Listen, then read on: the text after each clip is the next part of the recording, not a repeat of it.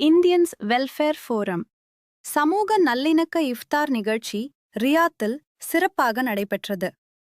ரியாத்தில் சமூக நல்லிணக்கத்தை வலியுறுத்தும் வகையில் இஃப்தார் எனும் நோன்பு திறப்பு நிகழ்ச்சி மார்ச் 6 வெள்ளிக்கிழமை இந்தியன்ஸ் வெல்ஃபேர் ஃபோரம் ரியாத் மத்திய மண்டலம் சார்பாக நடைபெற்றது.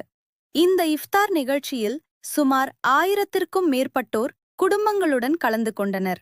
நிகழ்ச்சி தொடக்கமாக ஹாஃபிழ் முஹம்மத் தஃபீக் புகாரி அவர்கள் இறைவசனம் ஓதி தொடங்கி வைத்தார்.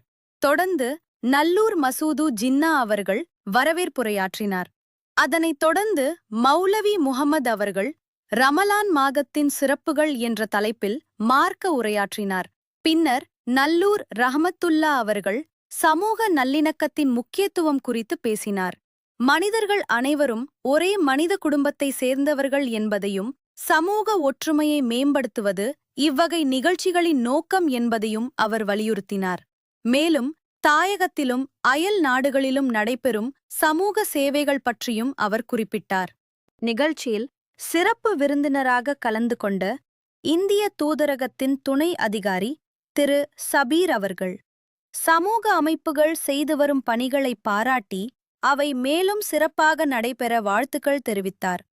மஜ்ரிப் தொழுகைக்கு பிறகு ஜுபைல் மாநகர இஸ்லாமிய அழைப்பாளர் மௌலவி அன்சார் ஹுசைன் ஃபிர்தௌசி அவர்களின் சிறப்பு உரை நடைபெற்றது.